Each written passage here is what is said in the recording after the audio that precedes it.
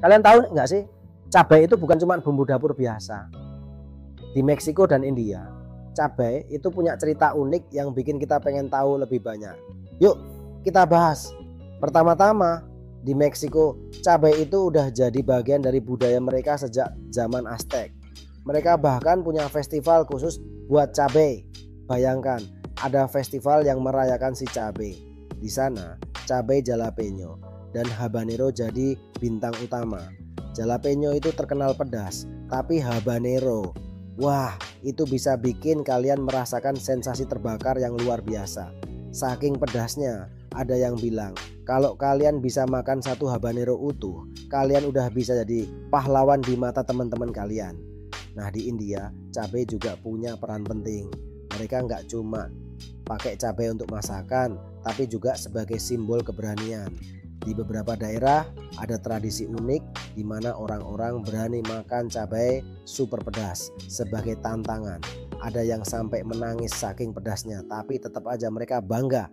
Di India, cabai merah dan cabai hijau sering dipakai dalam masakan sehari-hari, dan mereka punya banyak jenis cabai yang masing-masing punya rasa dan tingkat kepedasan yang berbeda.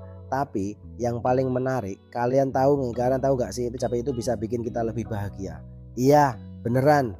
Ketika kita makan cabai, tubuh kita merespon dengan mengeluarkan endorfin yang bikin kita merasa lebih baik. Jadi bisa dibilang cabai itu bukan cuma makanan tapi juga obat bahagia. Oh, dan satu fakta lagi yang mungkin kalian belum tahu, di Meksiko ada cabai yang disebut chili de árbol. Bentuknya kecil, tapi pedasnya luar biasa. Mereka sering dipakai dalam saus dan bikin makanan jadi lebih menggugah selera. Kalau di India ada cabai yang namanya bhut jolokia atau ghost pepper.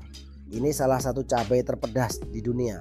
Saking pedasnya, ada yang bilang kalau kalian makan satu, kalian bakal merasa kayak hantu.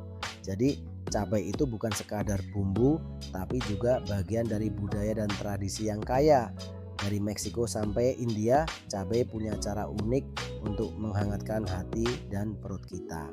Jadi lain kali kalian makan cabai, ingatlah semua cerita seru di baliknya. Siapa tahu kalian bisa jadi pahlawan cabai di antara teman-teman kalian.